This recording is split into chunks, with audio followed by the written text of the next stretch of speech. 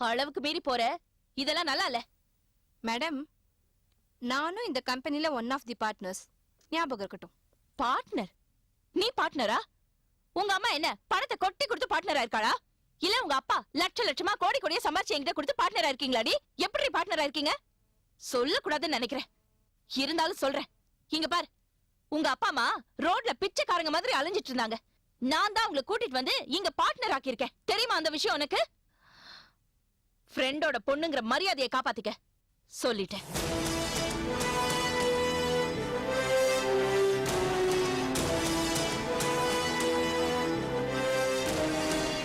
இத பாருடி, கதம்பம் ஃபுட் ப்ராடக்ட்ஸ்னா எனக்கு உயிர்.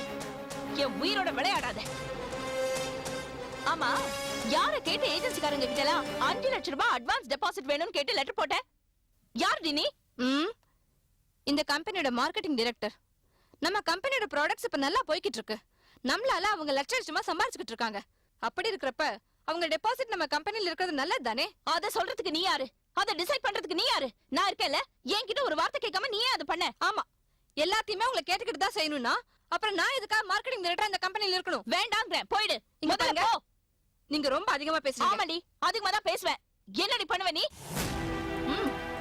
தெரியும் மேடம், நீங்க எதுக்காக அதிகமா பேசுறீங்கன்னு எனக்கு நல்லாவே தெரியும். அட்வான்ஸ் அமௌண்ட் 5 லட்சம் ரூபாய் கேட்டதுக்காக இப்ப நீங்க என்கிட்ட சண்டை போடல. அந்த தீபாவுக்கு 2 மாசம் சம்பளம் கட் பண்ண சொன்னேன்ல, அந்த கோவத்துல தான் இப்ப நீங்க என்கிட்ட வந்து கத்திட்டு இருக்கீங்க. ஆமா, 2 மாசம் ஆபீஸ்க்கே வராதவளுக்கு எப்படி சம்பளம் கொடுக்க முடியும்? வாயை மூடு. அத கேக்குறதுக்கு நீ யாரு?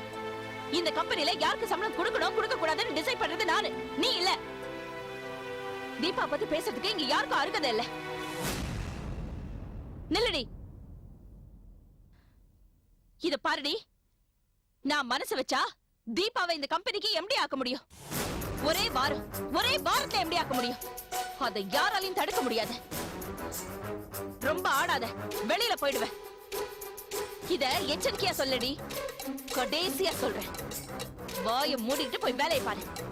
புரிஞ்சுதா? புரிஞ்சுதான்னு? புரிஞ்சுது. என்ன புரிஞ்சுது?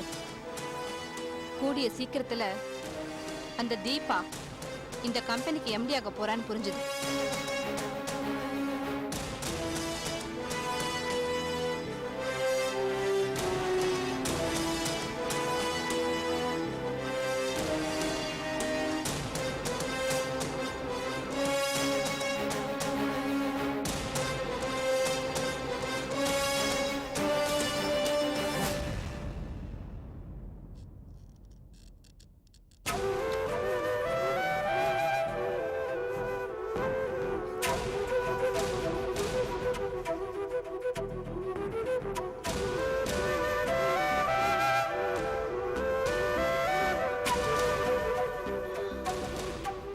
என்னாச்சு? இப்பவும் சத்தம் போட மாட்டேன். இப்ப மூச்சு பிடிச்சுக்கிட்டு சத்தம் போட்டு வர, கோவமா பேசுற மாதிரி நடிச்சிட்டு வர. என்ன பிரச்சனை? ஒண்ணும் இல்ல. மோகினி அந்த ஏஜென்சிக்காரங்க கிட்ட 5 லட்சம் ரூபாய் கேட்டது எனக்கு பிடிக்கல. அதான். அதெல்லாம் ஒண்ணும் இல்ல.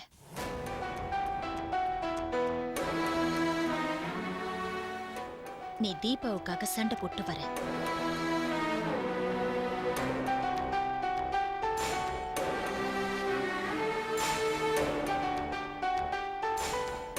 தீபாவை எம்டி ஆகணுங்கிற விஷயத்த மோகினி மூலமா எங்க எல்லார்கிட்டயும் சொல்றேன். அப்படித்தானே? சேச்சே, அப்படிலாம் எதுவும் இல்ல. அது ஏதோ கோவத்துல தான் எனக்கு அப்படி ஒரு வார்த்தை வந்துச்சு, அவ்வளவுதான். ரங்கா, இப்ப வந்தவ தீபா. அவ உன் சீட்ல உட்கார்றானா, அப்போ மோகினி ஏஜென்சிக்காரங்க கிட்ட 5 லட்சம் ரூபாய் கேட்டதுல தப்பே இல்ல. இப்ப என்ன? மோகினி செஞ்ச தப்பை நீ நியாயப்படுத்துற, அதானே? பெரியவங்க நாமளே எவ்வளவோ தப்பு பண்ணிருக்கோம். மோகினி சின்ன பொண்ணு, அவ பண்ணதுல ஒரு தப்பும் இல்ல.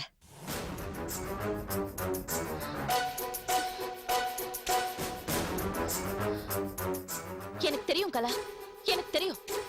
நான் ஹாஸ்பிடல்ல இருந்த போல இருந்து உனக்கு தீபாவை கண்டாலே பிடிக்கல. நான் ஏதோ கோவத்துல அப்படி ஒரு சின்ன வார்த்தையை சொல்லிட்டேன். அதை பிடிச்சிட்டு என்கிட்ட சண்டை போட வரையே. அப்படியெல்லாம் ஒண்ணும் இல்ல. நீ தீபாவுக்கு நிறைய இடம் கொடுக்குற, அது வேண்டான்னு சொல்றேன். தீபாவுக்கு எனக்கும் தனிப்பட்ட முறையில என்ன விரோதம் இருக்கு? ரங்கா, நீ தீபாவை எம்டி ஆக்கணும்னு நினைச்சா அதுக்கு நான் ஒத்துக்க மாட்டேன். கலா, நான் கோவத்துல சொன்னதை அப்படியே பிடிச்சு வச்சுக்கிட்டு அவளை எம்டி ஆக்க முடியாதுன்னு சொன்னேன்னு வச்சுக்க, நான் அதை செஞ்சு காட்டுவேன்.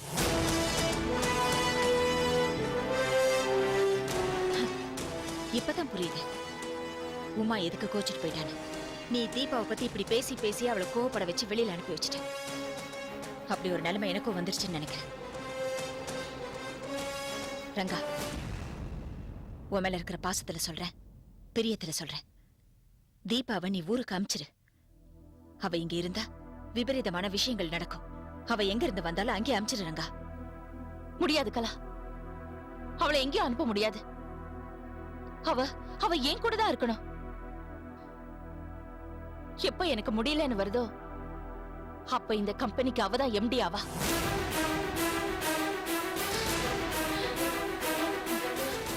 அவளுக்கு நிறைய துரோகங்கள் நடந்திருக்குடி. அதுக்கு பிராயச்சித்தமா இப்படி ஒரு விஷயத்தை பண்ணி என் பாவத்தை கழுவிக்கலாம்னு நினைக்கிறேன்.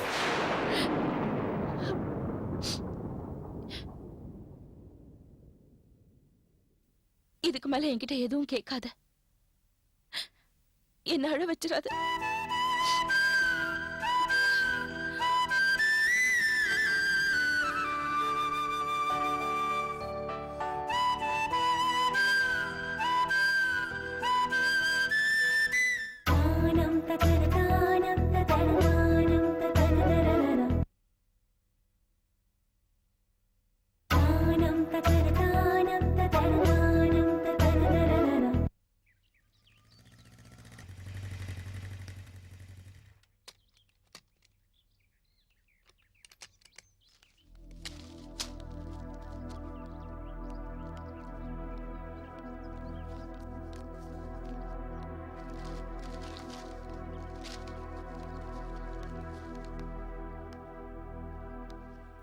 அப்பா, இந்தாங்க இந்த மாதிரி சம்பளம்.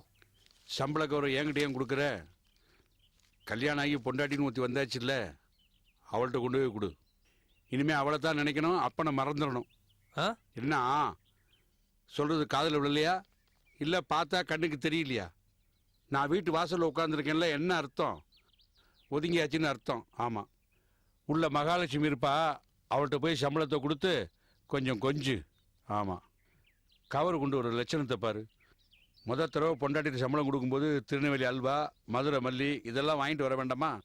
ஒரு இடவும் தெரியல. பொம்பளை வளர்த்த பிள்ளையா இருந்தால் எல்லாம் தெரியும், ஆம்பளை வளர்த்த பிள்ளை உனக்கு என்ன தெரியும்? ஆம்பளை வளர்த்தாலும் என்ன ஒரு நல்ல அப்பா தான் வளர்த்தாரு. பொண்டாட்டி தான் சரியில்லை, திருட்டு பொண்டாட்டி. டேய், திருட்டு பொண்டாட்டி ஏன்டா திருட்டு பொண்டாட்டி வேற எப்படி சொல்றதா? திருப்பி சொல்லாதடா. திருட்டு தலை கேட்டா அப்படியே சொல்ல முடியும். இந்த பாருங்கப்பா, இந்த சம்பளத்தை நீங்க வச்சுவங்க, இல்லை தூக்கி போடுங்க, இல்லை உங்க திருட்டு மாசம் கொடுங்க. எனக்கு அதை பத்தி கவலை இல்லை. என்ன புடிங்க?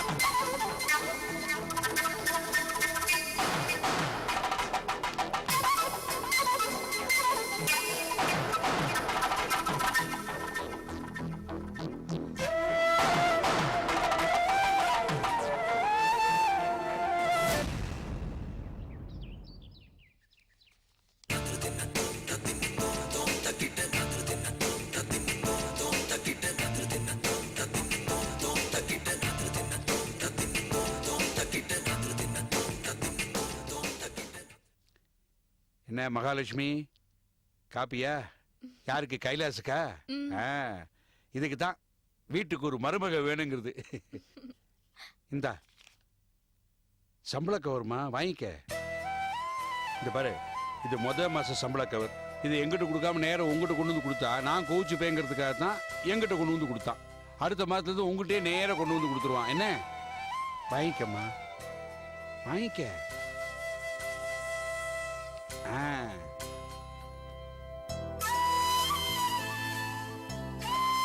இந்தா மகாலட்சுமி, இந்த பாத்தியா சினிமா டிக்கெட்டு, வேட்டையாடு விளையாடு, அவங்க கூட போ. இந்தா வச்சுக்க. காப்பி யாரிட போகுது, சீக்கிரம் கொண்டு போய் கொடு. போ, சினிமாவுக்கு போயிட்டு வாங்க, சந்தோஷமா இருக்கணும். போ போ.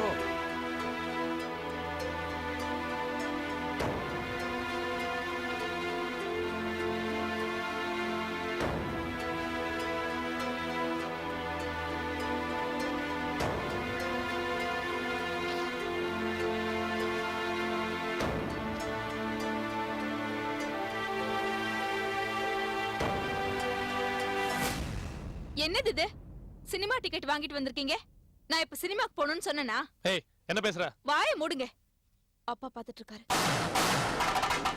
உங்க இஷ்டத்துக்கு நீங்க சினிமா டிக்கெட் வாங்கிட்டு வருவீங்க. பொறுப்புடுன்னு சொன்னா நான் உடனே வரணுமா? காலையிலேயே சொல்ல மாட்டீங்களா? சினிமாக்கு போறோம், டிராமாக்கு போறோம், பீச்சுக்கு போறோம்னு. சினிமா கூட்டு போறேன்னு திடீர்னு சொன்னா நான் வரணுமா? நான் என்ன இளைச்சவளா? இந்த பாரு புங்குடி ஓவரா பேச சொல்லிட்டேன். வாயை மூடுங்க. ஆமா, என்ன படம் இது? வேட்டையாடு விளையாடு. ஏன் ஒரு நல்ல குடும்ப படத்துக்கு டிக்கெட் வாங்கிட்டு வர தெரியாது? பொண்டாட்டிக்கு மல்லிப்பூ வாங்கிட்டு வர தெரியல, சினிமா டிக்கெட் மட்டும் வாங்கிட்டு வர தெரியுது. இந்த பாரு நீ ஓவரா பேசுற. மாமா பாத்துட்டு இருக்காரு. இங்க பாருங்க, இந்த சினிமா டிக்கெட்டை கொண்டு போய் குப்பை தொட்டியில போடுங்க, இல்லனா போய் வித்துட்டு வாங்க. புரியுதா? நான் இந்த சினிமாக்கு வரல. பூங்குடி என்னம்மா நீ போலேங்கிற?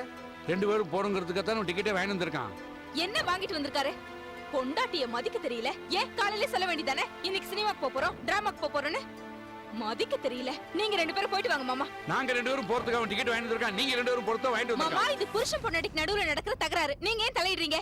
வாசல்ல போய் உட்காருங்க, இல்லனா காமதேனு தியேட்டர் வரைக்கும் நடந்து போயிட்டு வாங்க. போங்க. நான் நடந்துட்டு வரணுமா? ஆ. நான் இங்க இருக்க கூடாது. ஆ. சரி போறேன். ம். போறேன். போங்க.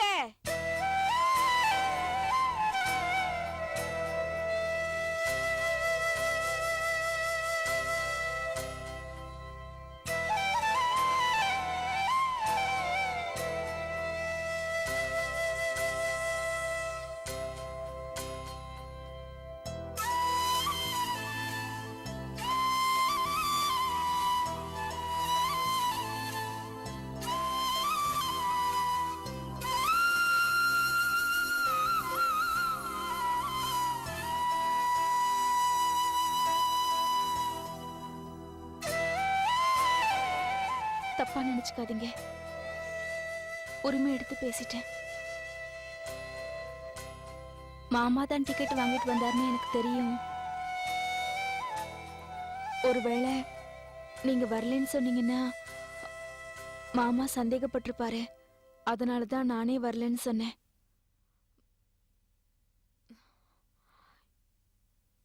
எப்படியும் 6 மாசத்துல இந்த வீட்டை விட்டு போறேன். மாமா என்ன வெறுக்க வேண்டாமா? அதனாலதான் அப்படிலாம் பேசினேன்.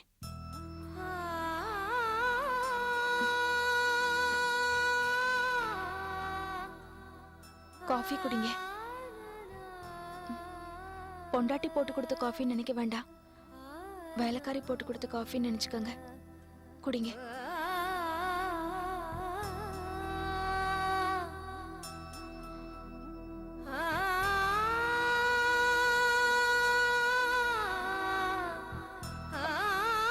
வேட்டையாடு விளையாடு நல்ல குடும்ப படமா? தீபாவை கூட்டிட்டு போங்க. அப்படியே நான் கேட்டதா சொல்லுங்க.